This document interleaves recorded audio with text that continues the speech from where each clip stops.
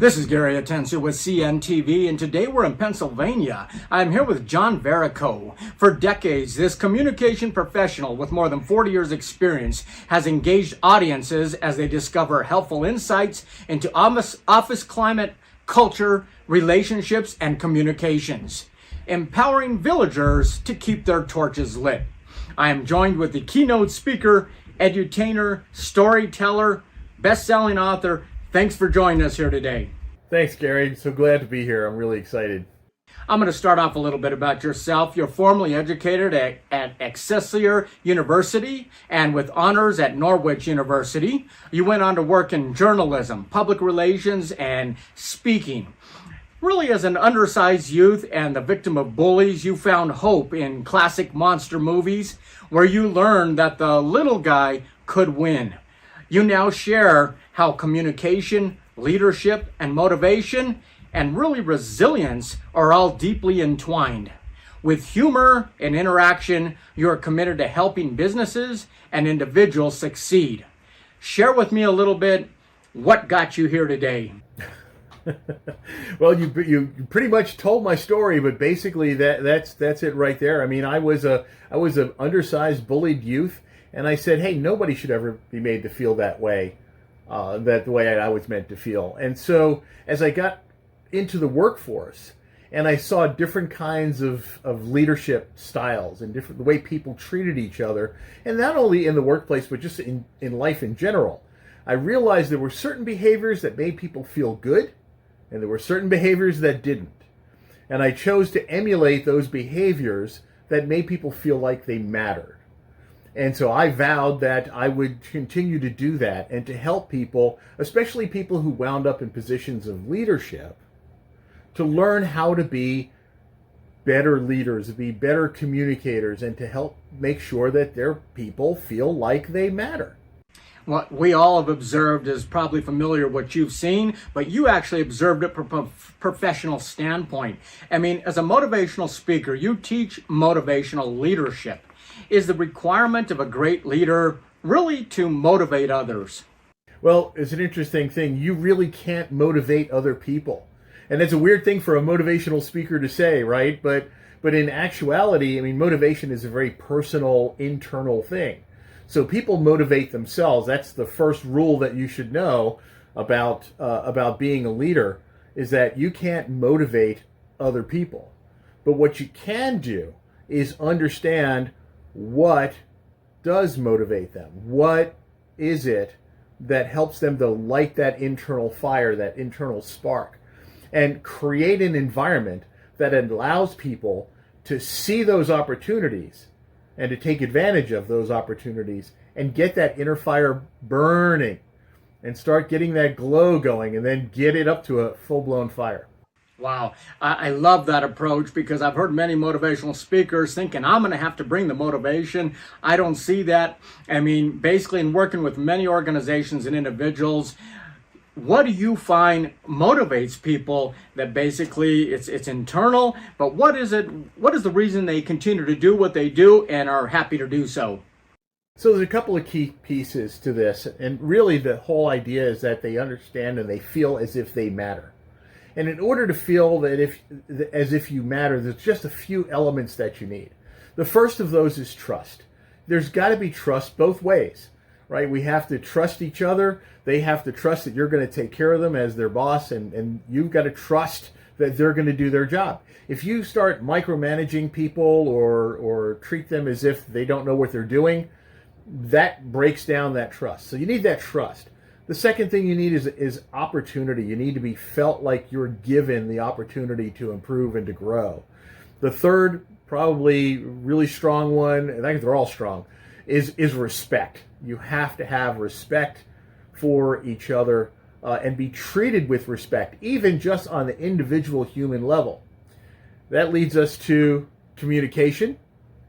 And communication is key because if you don't talk to them, if you don't express where we're trying to take the organization, what's our goal, what we're doing, and most importantly, why we're doing it, they won't have any motivation to take part in it. And then the last piece of all of it is humanity. And we need to understand that on top of just the working stuff, people are humans and they've got a life. And there's other things going on in their life that you may or may not know about. And there's a whole other story behind that. But basically, that comes down to those key elements: trust, opportunity, respect, communication, and humanity, which is my acronym for TORCH. Wow, that is fantastic. I mean, you're known as not your average motivational speaker. Why is humor the icebreaker that enables you to interact with your audience so well? Why would you say that is important for what you do?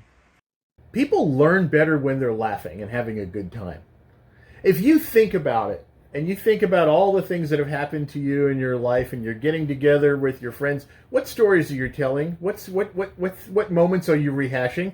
You're rehashing those times when you guys just laughed like crazy. Remember that time we got in trouble, but it was so funny because all this happened. You go to a funeral. Yep. And what happens? People gather around and they tell the silly things that Aunt Tessie did. You know, the funny things that you did with Grandma.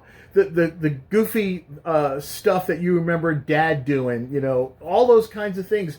It's that humor that it holds a special place in our hearts as well as in our brains. And so if you can laugh at something, if you can enjoy that moment, you'll retain that moment. We must have a special part in our brain where we put all our humor, and yet we don't realize that's helping us learn and remember things. I mean, much... And heal and be resilient and grow. All of those things. I mean, much has changed over the past quarter of a century in the workplace. Is work-life balance more important to people than ever before? I mean, especially after the pause of 2020. That kind of forced us to look at our life, would you say? I would say work-life balance really has gotten kind of crazy, because what happened, especially for those people that wound up working from home, they couldn't go into a workplace, but they still had the work to do. And so their home became their workplace. That actually sets up a mental block inside of you, right? That affiliation that, hey, the kitchen table is no longer where I gather with the family. That's also my office during the day or whatever it is. And so what was happening was people stopped disassociating from work and being able to enjoy their personal, human, family time.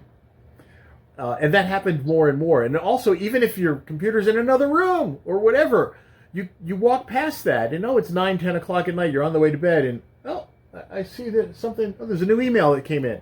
And so you find yourself working, out of cycle. Round the clock. Yeah, that really kind of messed people up quite a bit. I don't even have my computer in another room. I have my laptop right next to my bed. I might need to change that after speaking with you. Yeah. You definitely want to find, if at all possible, have a separate location from work, from where you have your fun and your family time, so that there is that perceptive separation. Interesting. As 2020 is in the rearview mirror and many are back on the road to possible burnout, you help leaders help others avoid that burnout by keeping their inner torches lit. What does that mean? So, again, it sounds funny when you talk about keeping your fire lit and not having burnout at the same time, but it actually turns out to be the truth, because if it's like that burning the candle at both ends thing, right? But the whole concept behind this is to understanding that people need to feel as if they matter, and if you create a good, comfortable, valuable work environment, that people still feel that they are providing value, that they matter, that what they're doing is important, they will less of a chance feel like they're getting burned out. And then make it very adamantly clear that they are allowed to have a life and personal life and time. One of the things that I teach in my work-life balance things, and using another one of my cheesy acronyms, is, you're invited to life, so you should RSVP. And RSVP is to refocus on what's the most important things in your life. Simplify those things that are going on in your life. Don't overcommit. The V stands for validate. Validate what's really important, what's really a crisis, and what is not. And then finally, the last one, most important of all, is take time out to play. And that's RSVP. Refocus, simplify, validate, and play. Interesting. You got to have that balance. And an acronym that's easy to remember, and obviously you can live by that. I mean, through professional observation, formal education, and firsthand experience, you have learned how we can all face our monsters. I mean, do we all have monsters that we fear, regardless of our age or regardless of our size? We always have monsters. I mean, whether the monster is a bad boss, a mean mother-in-law, or whatever, there's always somebody in our life. Maybe it's just a situation. Maybe it's a health situation. It could be anything. But a monster is just kind of a way of defining what throws that monkey wrench into our plans, right? If something is disruptive to what we think we're supposed to be doing that day, or to that opportunity to have that enjoyable time, that's a monster. And so understanding that anything that can go awry is, can really be, like I said, it could be disruptive. And then so how do you balance that? And so there's different ways of looking at it. And there's a cheesy little analogy that I'll make, right? You can look at things, when you get into trouble or when you're facing tough times, you're in hot water, right? Now think about it. You can address this thing in three different ways. You can address it like a carrot, right? A carrot is big and strong and firm and hard, but when it faces hot water, what happens to it? It becomes soft and mushy, and it just doesn't know how to cope, right? You can look at it like an egg. Well, egg is very fragile and delicate on the outside and easy to break, but when it faces hot water, what happens to it? It becomes hardened and gets tough and maybe even a little bitter on the inside where that yolk is. The third way you can approach it is to approach it like coffee. When a coffee encounters hot water, it doesn't change. It doesn't become soft. It doesn't become hard. It actually changes the water to a new thing. So in dealing, when you're facing a tough situation, the whole idea is to look at how you can change that situation to make it better, instead of letting it impact you. Those are some great visualizations for people to overcome those monsters, if you will.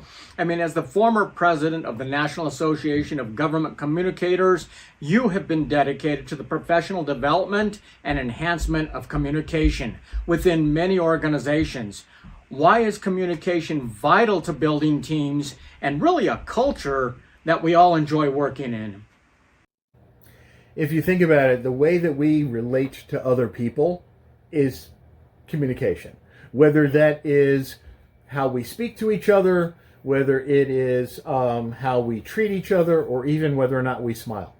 And so everything that we do communicates something to other people. So understanding how we are being observed, how we are being perceived, and what impact that has on somebody else is crucial. Because just if you think about it, a simple interaction with another individual can make or break your day. It can change your mood.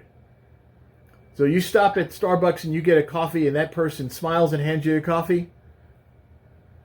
You're feeling good. You're walking out. You'll smile at the next person as they're coming in the door. You might hold the door for them.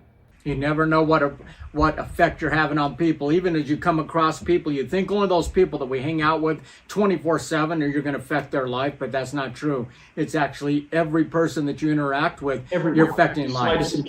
Slightest encounter. I had somebody reach out to me a while back on LinkedIn. I haven't talked to this person in 15 years. And they said, "Hey, I'm so glad we finally connected. I wanted to thank you. We had a 5-minute conversation 15 years ago. You encouraged me to take a chance and apply for this job I never thought I was qualified for. I got the job. I've been managing multi-million-dollar contracts, and I'm happier than I've ever been in my life." What a great story. You probably shocked you, continues to surprise you. That's got to be great. I mean, barely remembered the conversation, but you never know what kind of an impact you're going to have on somebody else. No, definitely so. I mean, be it government, corporate, nonprofit, academic, or community service organizations, your approach really is never canned. Is tailoring your message for your audience really the cornerstone to your successful outcome, would you say? You know, it goes back to communication, right? If I can go in with a canned presentation and say the same thing to every group at the same time, but it's not going to make sense to different people. If you want to resonate with somebody, if you want them to understand, you've got to show that you understand them. So, yeah, what I do is a lot more work. It takes me a lot longer to put together a program, but I take the time to understand who it is I'm talking to, what their concerns are, what they consider success to be, and how I can help them to achieve that.